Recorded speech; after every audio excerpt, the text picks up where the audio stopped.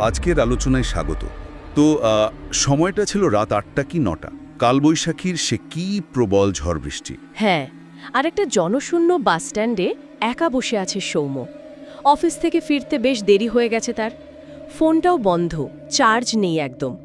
Taxi বা cab কিছুই পাওয়ার উপায় নেই। প্রায় আধ ঘন্টা হয়ে গেল অপেক্ষা করছে, কিন্তু কোনো বাস নেই, গাড়ি নেই, কিচ্ছু না। আর আশেপাশে এমন কোনো বাড়িঘরও নেই যে একটু আশ্রয় নেবে। রাস্তার একদিক উফ, বেশ ভয়ের পরিবেশ তো। তার ওপর থেকে থেকে বাজ পড়ছে, ব্যাঙ ডাকছে, প্যাঁচা, শেয়ালের ডাক, সব মিলিয়ে।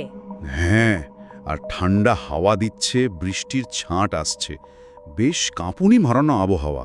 হঠাৎ হলো কি, বাস ডিপোর একটা অন্ধকার কোণা থেকে একটা শব্দ এলো, আর দুটো লাল চোখ অন্ধকারে জ্বলজ্বল করছে।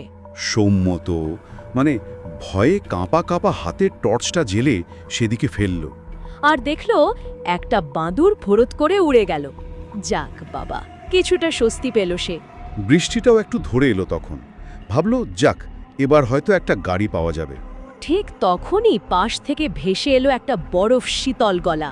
কেউ বলছে, এ তো রাতে আর এখান থেকে গাড়ি পাবেন না। সৌম্য একদম চমকে উঠল, কিন্তু ভয়ে এমন পাথর হয়ে গেছে যে পাশে তাকাতেও পারছে না। কোনো মতে জড়ানো গলায় জিজ্ঞেস করলো, কে কে কে আপনি?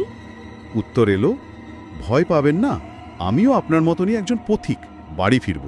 সৌম্য একটু ধাতস্থ হয়ে বলল, আমার বাড়ি এখান থেকে 4টে স্টেপেজ দূরে, কিন্তু আপনি কখন এলেন? আমি তো দেখিনি।